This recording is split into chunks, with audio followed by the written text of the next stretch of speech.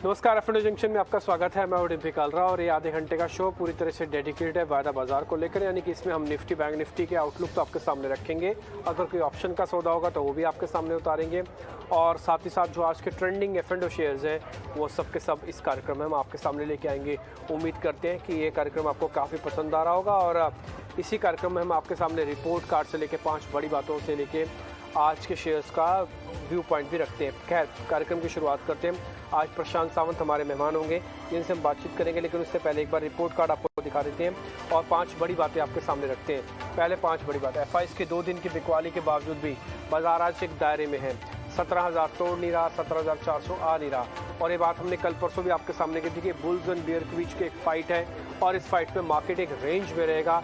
ये range breakout या breakdown का भी हिस्सा नहीं है। निफ्टी के मुकाबले निफ्टी बैंक हरे निशान में वापस लौट आया, और अगर आप देख रहे हैं तो 39,000 के कल के ऊपर की क्लोजिंग, और आज पूरी तरह से डैमेज कंट्रोल करता हुआ निफ्टी बैंक आपको वापस से दिख रहा होगा।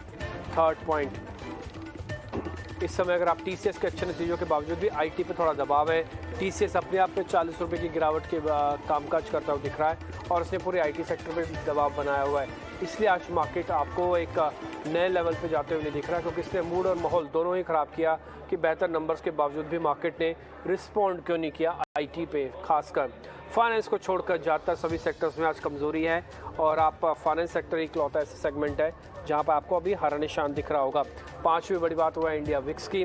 आप वॉलेटिलिटी इंडेक्स देखेंगे तो अभी भी 20 के नीचे ही आके ट्रेड कर रहा है, और 150 अंकों के आसपास का डाउ फ्यूचर्स भी इस समय नीचे ही है। तो इंडिया विक्स 20 के नीचे और डाउ फ्यूचर्स 150 पॉइंट नीचे। इसका मतलब मार्केट को ज़्यादा मेहनत करनी पड़ सकती है आज हरे निशान में लौटने के लिए, लेकिन ये बात उतनी ही तय है कि जितना टफ रेजिस्टेंस है उतने ही टफ सपोर्ट भी हैं। खैर, आगे बढ़ रहे हैं और आज के मेहमान हमारे साथ जुड़ रहे हैं, उनसे हम बातचीत के सिलसिले को शुरू करें। ठीक उससे पहले एक बार रिपोर्ट कार्ड देखते हैं आपको।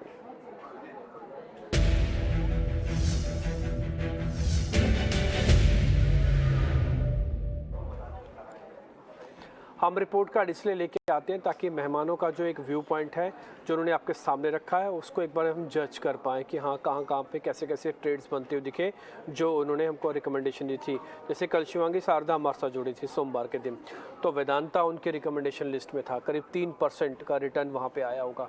एक्सिस बैंक आपने देखा करीब 2% का रिटर्न। आज का भी टॉप गेनर एक्चुअली में एक्सिस बैंक उनकी लिस्ट में शामिल था। टाटा केमिकल्स को लेकर हमने कल उनसे चर्चा की थी, 1% तक का रिटर्न आपको वहाँ पे मिला होगा। तो ये कुछ एक सेलेक्टिव शेयर्स हैं जो आपको एक्सपर्ट्स हमारे यहाँ पे इसी कार्यक्रम में देखे जाते हैं, और उम्मीद करते हैं कि अगर आपका 50%, 60%, 70% भी आपके सौदे जो आप ले रहे हो तब भी आप हक में ही आओगे, और ये आपका फ़ायदे का एक ट्रेड साबित हो सकता है। इसलिए हम रिपोर्ट कार्ड को लेके आते हैं। जैसे ही 1% से ऊपर का प्रॉफिट होगा वो शेयर हम रिपोर्ट कार्ड के अंदर डाल के आपको बता देंगे कि कल के भाव से आज 1% ऊपर मिल रहा है, अब आप जो मर्जी चाहे इसका कर सकते हो आप। खैर, आगे बढ़ते। अब आज के मेहमान प्रशांत सावंत जुड़ चुके हैं, उनसे जरा बातचीत के सिलसिले को करते हैं शुरू। एक ऐसे स्टांस पर एक से मौके पर प्रशांत सावंत आज हमारे साथ जुड़े हैं जिस समय इनकी गाइडेंस की हमको सख्त ज़रूरत है। वो इसलिए क्योंकि यहाँ पे हम एक एक्चुअली में एक रेंज के अंदर फंसे हुए हैं, और मेक ब्रेक के लिए दोनों ही डाटा अपनी तरफ से दम लगा रहे हैं।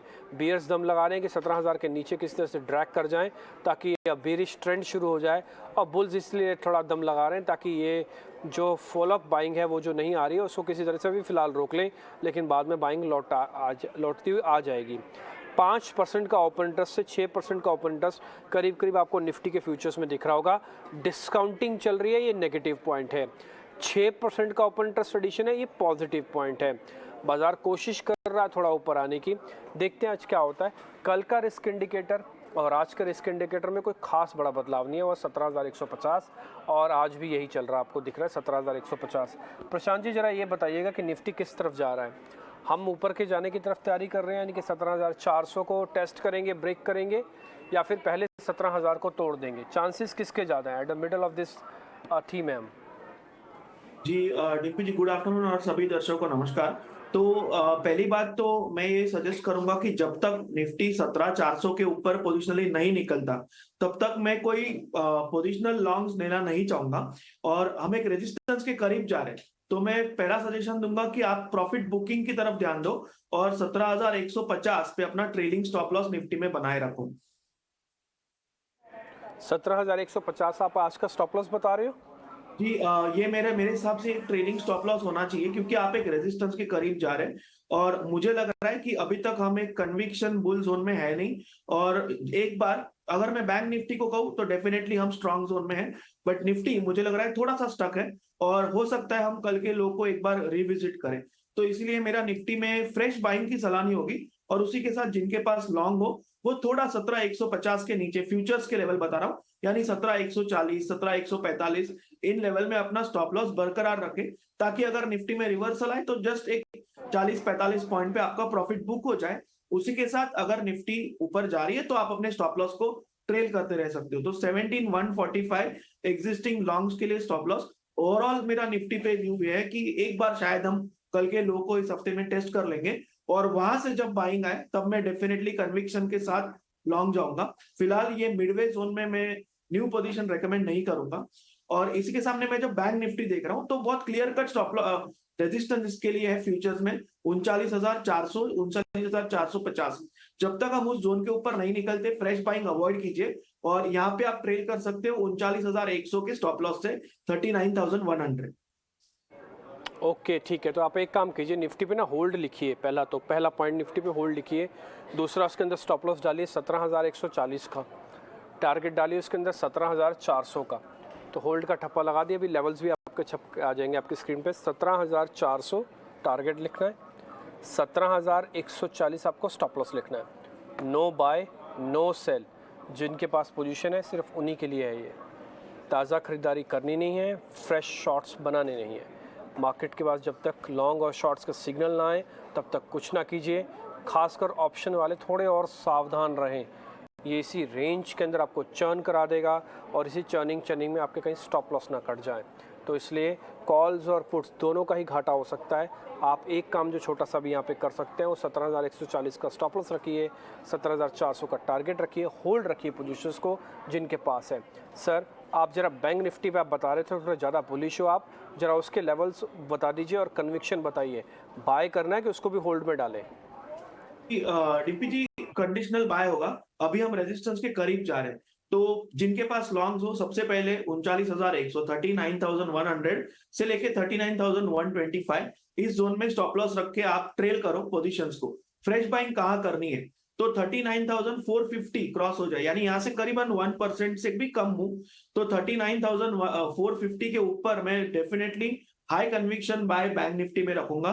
बाय अबाउट 39,450, स्टॉप लॉस मेरा होगा 39,100 और मेरा टारगेट होगा 40,300 का। तो मैं इस लेवल के रुकूंगा कि मुझे एक स्ट्रेट 800-900 पॉइंट की ट्रेड मिल जाए अगेंस्ट 200-300 पॉइंट रिस्क, और इस जोन में मैं ट्रेल करूंगा जैसे मैंने कहा।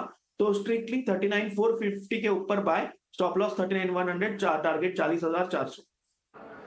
ठीक है, ये स्टॉप लॉस ये टारगेट आपकी स्क्रीन पे छप के आ जाएंगे। तो इंडेक्स का हो गया काम पूरा यहाँ पे, और आपको स्टॉप लॉसेस और टारगेट दोनों ही हमने आपको बता दिए। एक तो बैंक निफ्टी के और दूसरा निफ्टी के आपकी स्क्रीन पे आ जाएगा और छप के बैंक निफ्टी के लेवल्स आप नोट कीजिएगा। ऊपर भी लिखा हुआ है कि किस कंडीशन के साथ आपको बाय करना है, मिस मत कीजिएगा। 39,450 के ऊपर अगर आ जाए तो आप फिर बाय कीजिएगा, तब 40,300 तक की जर्नी आपको मिलेगी। 3900 का आपका स्टॉप लॉस हो जाएगा। जब तक नहीं आएगा आपको बाय नहीं करना, आपकी जो पोजीशन है उसको संभाल के रखिए। मार्केट अपॉर्चुनिटी मौके दे सकता है। सीधा सीधा शेयर्स पे आते हैं और आज के तेज़ी वाले शेयर्स आपकी स्क्रीन पर आएंगे।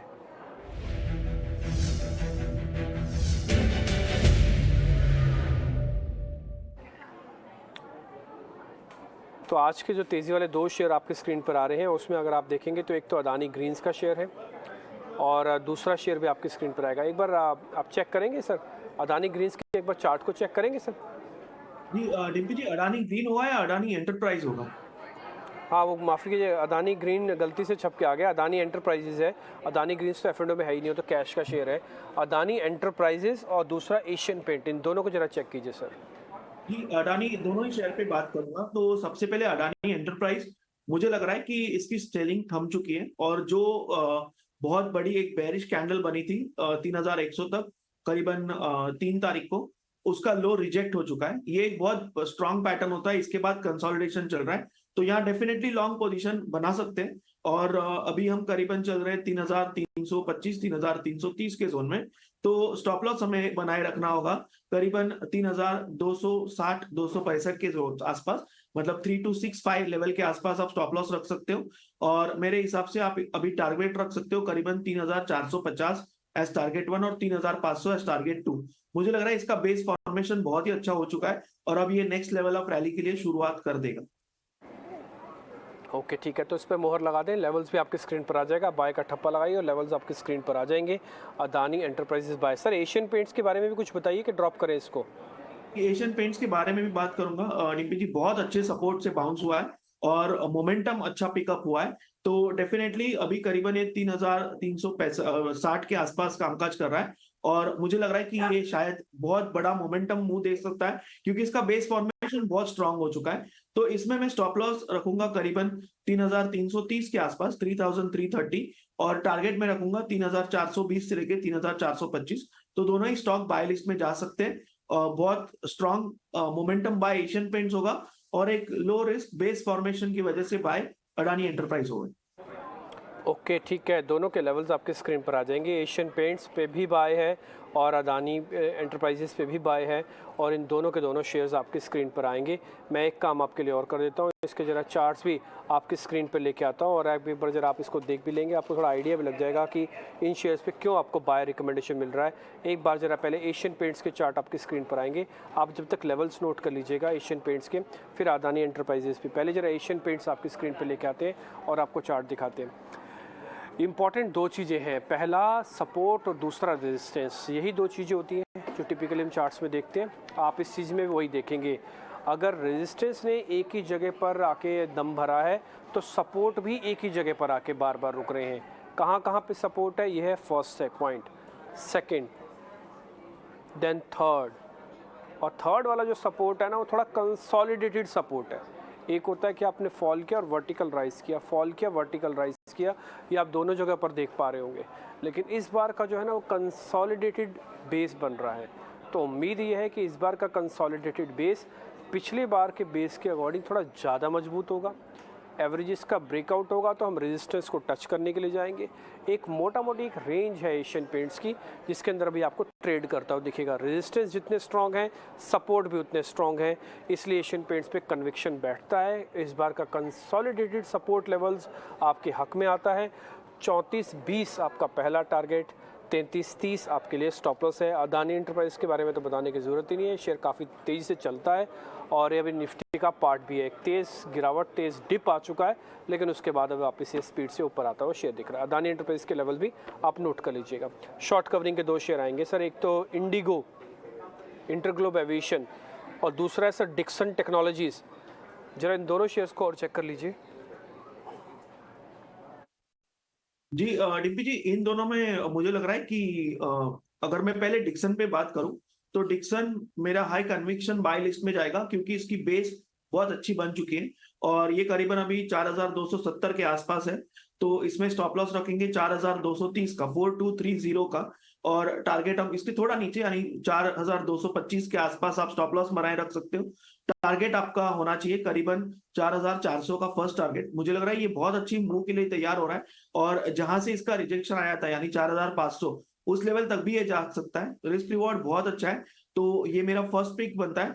और जब मैं इंडिगो की तरफ देख रहा हूँ तो ये एक गैप की तरफ जा रहा है, तो मैं थोड़ा सा कॉशियस रहूंगा और इसमें मैं कंडीशनल बाय दूंगा 1,800 के ऊपर। अभी ये 1,790 चल रहा है, 1,800 के ऊपर बाय होगा।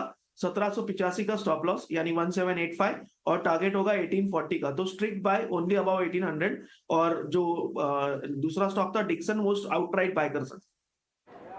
ठीक है, डिक्सन का आप आउटरेटली बाय कर सकते हैं। डिक्सन टेक्नोलॉजी काफ़ी बेहतरीन शेयर आपको दिखेगा। मैं दो चीज़ें डिक्सन के बारे में ज़रूर आपको बताऊंगा। पहले आप जरा लेवल्स नोट कर लीजिए डिक्सन का, और इंडिगो के साथ तो कंडीशनल बाय है तो वो अभी स्क्रीन पर आ जाएगा आपकी प्लेट छप के। 1,840 पे आपका टारगेट, लेकिन 1,800 के ऊपर आने पर ही अभी 10-12 रुपये की गुंजाइश है। शॉर्ट स्ट्रैप तभी होंगे जब 1,800 के ऊपर आएगा।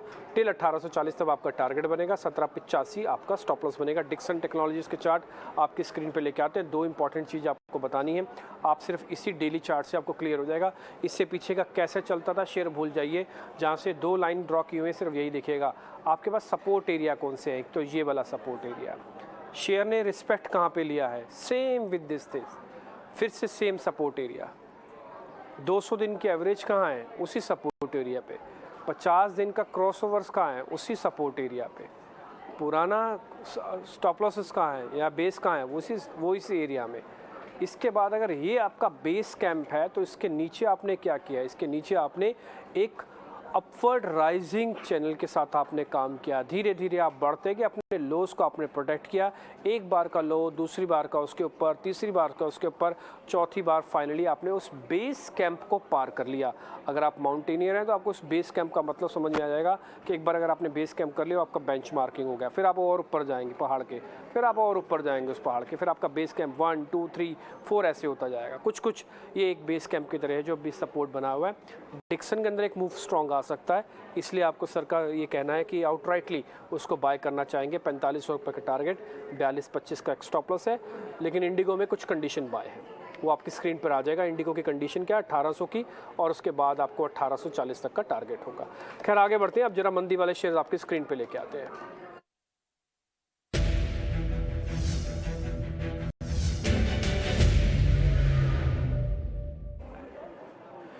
सर आज के हमारे शॉर्ट्स की कैटेगरी एक तो डिविस लैब है।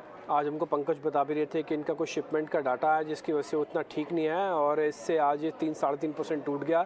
ये IFL ने दिया था डाटा, और तो इसकी वजह से 3-3.5% नीचे। एक बार इसको चेक कीजिएगा। दूसरा ओबरॉय रियलिटी, ये भी करीब आज 2-2.5% नीचे है। सर इन दोनों को शेयर को चेक कर लीजिए, कितना और शॉर्ट करके पैसा बनाया जा सकता है। जी डिम्पी जी, डिवीज लैब पे मेरे हिसाब से एक अपॉर्चुनिटी लॉस्ट है अगर मैं शॉर्टिंग पर्सपेक्टिव से देखूं, क्योंकि अभी एक सपोर्ट पे आया हुआ है और अभी करीबन हम 3560 के आसपास है। तो जहां से टारगेट मुझे बहुत नजदीक दिखाई दे रहा है 3525, यानी कुछ बचा नहीं है, हार्डली 1% का टारगेट बचा है। तो मैं इस लेवल पे इसको शॉर्ट करने से अवॉइड करूंगा। और अगर मैं इंट्राडे टाइम फ्रेम पे जाके देखूं तो भी मुझे दिख रहा है कि एक पुल बैक यहाँ पे आ सकता है। तो फिलहाल मैं इसको शॉर्ट लिस्ट से अवॉइड करूंगा, बट डेफिनेटली इसका मतलब ये नहीं कि ये बाय लिस्ट में जा रही है। ये वीक शेयर है, इसमें कोई भी पुल बैक आए तब आपको शॉर्ट करना होगा। और मेरे हिसाब से अगर ये स्टॉक फिर से एक बार 3580-85 के जोन में आता है तब ये अच्छे लेवल पे शॉर्ट आएगा, और आप तभी स्टॉप लॉस रख सकते हो 3620-625 का, जहां से आप टारगेट फिर से रख सकते हो 3500 तक का। तो एक पुल बैक इसमें बन रहा है, इसलिए मैं अवॉइड नहीं करूंगा, अवॉइड करूंगा इस लेवल पे शॉर्ट करने को। और जहां तक ओबरॉय रियलिटी की बात है तो यहाँ पे बिल्कुल पिछले हफ्ते जैसे हम एक शॉर्ट लिस्ट में स्टॉक था PVR का, जो मुझे लग रहा था कि बेस फॉर्म हुआ और मैंने लॉन्ग रेकमेंड किया था। मुझे आज ओबरॉय रियलिटी में वही दिखाई दे रहा है कि यहाँ पे एक बेस फॉर्म हो रहा है और करीबन 911 के आसपास है। तो मैं इसको 895 के स्टॉप लॉस से बाय करना चाहूंगा, क्योंकि मुझे लग रहा है इसकी सेलिंग अब थम चुकी है। और शॉर्ट की जगह यहाँ पे मैं बाय रेकमेंड करूंगा 895 का स्टॉप लॉस, और मेरा टारगेट इसमें होगा 975 का से लेके 980। ओके ठीक है, तो ओबरॉय रियलिटी और साथ ही दूसरा डिक्सन, माफ़ कीजिए डिविस लैब, इन दोनों के अंदर आपको एक दबाव तो दिखेगा। लेकिन डिविस लैब की बात सर की बिल्कुल ठीक है, एक ऐसे जंक्शन पे आ चुका है कि यहाँ से वापस सपोर्ट ले सकता है। पहले आप ओबरॉय रियलिटी को और डिविस लैब दोनों के लेवल्स को नोट कीजिएगा। ये 3580 के लेवल को ब्रेक करने के बाद ही अब आपको इसके आपको एक ट्रेड लेना होगा। इसके अंदर आपका स्टॉप लॉस होगा 3620 और आपका टारगेट है 3500 का। ठीक है, तो एक बार पहला पॉइंट तो ये हो गया, यानी कि ऊपर आके इसको बेच सकते हैं। दूसरा पॉइंट मैं डिविस के ना आपको चार्ट दिखाऊंगा जो सर का अपना कन्विक्शन भी कहता है कि शॉर्ट करने से वो थोड़ा बचेंगे। मैं आपको दिखाता हूँ 2 वजह जिसको अभी डिविस लैब को शॉर्ट करने से बचना चाहिए। लेवल्स हालांकि आप नोट करके रखें। ये है पहला बेस, इस बेस को हमने बहुत बुरी तरह से फॉल किया, यानी कि इसको अच्छे वॉल्यूम के साथ को तोड़ा। इसके पहले के सपोर्ट और दूसरे के सपोर्ट आप चेक कीजिएगा, देखेंगे आप यहाँ पे बहुत बुरी तरीके से इसको हमने ब्रेक किया। फाइनली एक जगह पर आके रुके, टेस्ट हुए, फिर से आके रुके, फिर से टेस्ट हुए, फिर से उसी जगह पर आके रुकने की कोशिश कर रहे हैं। अब ये वाला बेस है, ये न्यू बेस है, फर्स्ट बेस के मुकाबले एक ये नया बेस अब तैयार हो रहा है। क्या ये वापस पुल बैक दिखाएगा? इसका जवाब पता नहीं। क्या इस बेस को तोड़ देगा? इसका जवाब ये है कि जब ये बेस तोड़ेगा तभी ये नीचे जाएगा। टिल जब तक बेस ब्रेक नहीं करता, ये शेयर में अगर नेगेटिव खबर आ रही है और इसी प्राइस के अंदर डिस्काउंट हो रही है, तो कोई दिक्कत की बात नहीं। आज भी 3.5% की गिरावट के बाद भी ये बेस टूटा नहीं है, इसलिए इस बेस को प्रोटेक्ट करके क्या, इस बेस के लेवल क्या हैं, ये कैसे ड्रॉ हुआ है और किस बेस का लेवल क्या है वो मैं आपको बताता हूँ। ये है 3465 3460 वाली रेंज है। अगर ये नहीं ब्रेक होती है तो फिर आपका काम बन जाएगा, ठीक। अदरवाइज़ तो सर की आप जो छोटा छोटा ट्रेड आपको करना है वो आप कर सकते हैं। आगे आते हैं, कुछ अनवाइंडिंग के सौदे भी हैं। अगर आप एक शेयर देखना चाहें तो इंडिया सीमेंट्स को चेक कर सकते हैं। इसने एक डील की, लेकिन अनवाइंड होने के कारण ये आज 5% नीचे आ गया, टॉप लूज़र बन गया, और 1.25% की गिरावट जिंदल स्टील में भी देखने को मिल रही है। देखेंगे प्रशांत जी आप इन दोनों शेयर्स में कोई ट्रेड या फिर छोड़ दें? जी डीपी जी, जहां तक इंडिया सीमेंट मुझे दिखाई दे रहा है, तो ये अगर 257 यानी यहाँ से जस्ट 3 पॉइंट नीचे ब्रेक कर दे लेवल 257 के नीचे, तो एक लो रिस्क शॉर्ट बनता है इसमें। तो सेल बिलो 257 और आप 257 के नीचे शॉर्ट करके स्टॉप लॉस रख सकते हो 264 का, 264 का, और आपका टारगेट होगा 245 का। तो ये रिस्क रिवॉर्ड अच्छा बनेगा अगर ये 257 के लेवल को ब्रेक कर दे, तो डेफिनेटली मैं इंडिया सीमेंट में एक कंडीशनल शॉर्ट देख रहा हूँ। सीमेंट के रिगार्डिंग आपके ये लेवल्स भी मिल रहे हैं और आपको स्टॉप लॉस टारगेट भी मिल रहे हैं। आगे बढ़ते हैं, जरा तेज़ी वाले 2 शेयर्स पता करें सर से कि और कुछ शेयर ऐसे जहाँ पे आपको दम बनता है या और ट्रेड बन सकते हैं। पहले एक काम करते हैं, प्रशांत जी की जरा सौदे खुद से समझ लेते हैं, उसके बाद फिर हम आगे बढ़ते हैं। प्रशांत जी बताइए जरा आप अपने पहले ट्रेड। डिम्पी जी, मेरा फर्स्ट पिक होगा एस्ट्रल, और मैं एस्ट्रल को लेना चाहूंगा विद स्टॉप लॉस बिलो 2175। 2175 के नीचे स्टॉप लॉस रख के मैं एस्ट्रल को बाय करना चाहूंगा। टारगेट मेरा होगा 2345, 2345। ये मेरा फर्स्ट पिक होगा। नेक्स्ट पिक और हाई कन्विक्शन बाय, जिसका मुझे लग रहा है एक बहुत अच्छा डबल बॉटम बन चुका है और आज वॉल्यूम के साथ पिकअप कर रहा है और अहम सपोर्ट लेवल से पिकअप कर रहा है, वो स्टॉक है बाटा। तो बाटा को मैं खरीदना चाहूंगा, इसको मैं स्टॉप लॉस रखूंगा 1785 के नीचे, यानी बिलो 1785, और टारगेट मेरा होगा 1885 का टारगेट 1885। तो ये 2 मेरी पिक्स रहेंगी, और नेक्स्ट पिक मेरी कैपिटल गुड्स से होगी, वो होगी सीमेंट्स, और इसमें मैं स्टॉप लॉस रखूंगा 2755 के नीचे, बिलो 2755। टारगेट मेरा होगा 2850 का। तो ये 3 मेरे अलग अलग सेक्टर से पिक होगी, और मुझे लग रहा है कि ये तीनों में बाटा एक बहुत स्ट्रांग मूव दे सकता है। ओके ठीक है, वैसे हमारे लिस्ट में बाटा था, अगर आप नहीं बताते तो हम अगली बार आपसे ये पूछते ज़रूर।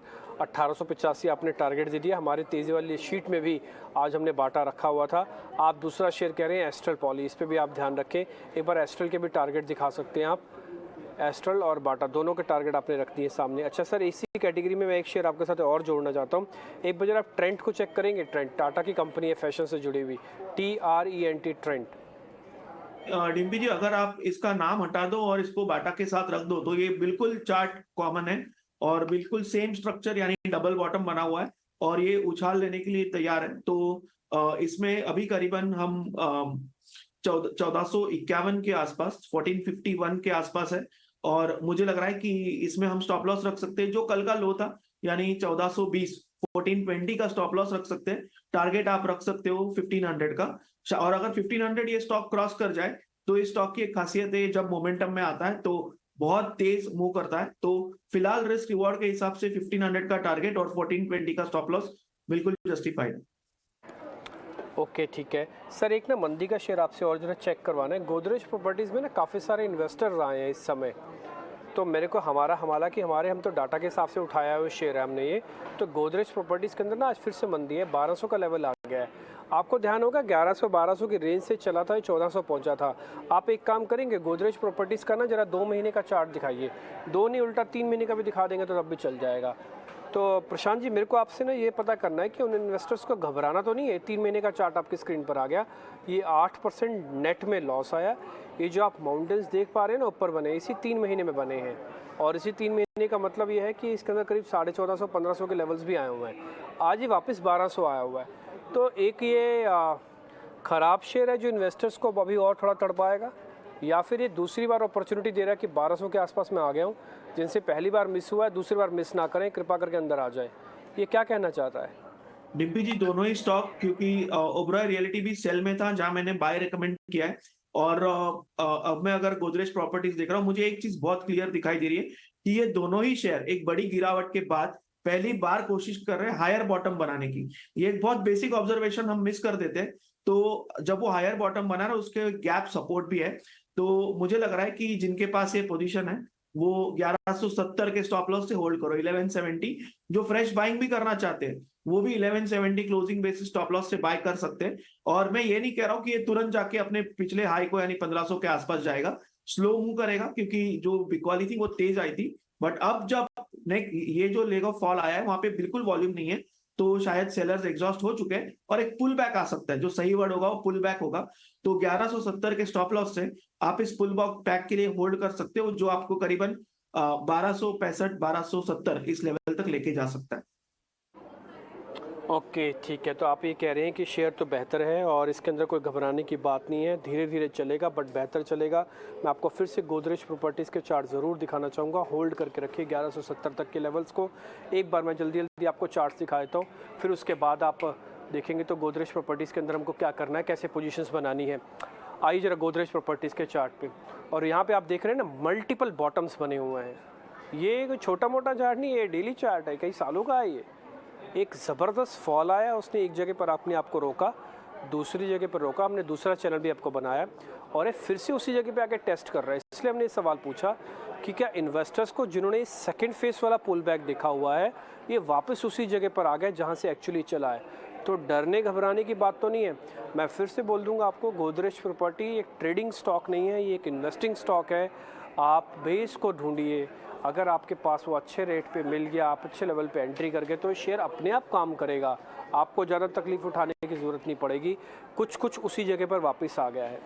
1170 ये लेवल इंपॉर्टेंट होगा, इसके नीचे नहीं जाना चाहिए। आपको एवरेज नहीं करनी है, इसलिए 1170 का लेवल है। जिनके पास पोजीशन है होल्ड करें, जिनको लेके रखना है वापस से ले सकते हैं, अपॉर्चुनिटी है। पहला 1260, फिर 1300, फिर 1400, फिर 1500, इस तरह करके टारगेट आपको मिल जाएंगे। प्रशांत जी बहुत बहुत शुक्रिया, थैंक यू वेरी मच आज समय देने के लिए। आपने सौदे बताए इसके लिए बहुत बहुत शुक्रिया, थैंक यू वेरी मच। फिलहाल इस कार्यक्रम से भी इतना ही, नमस्कार।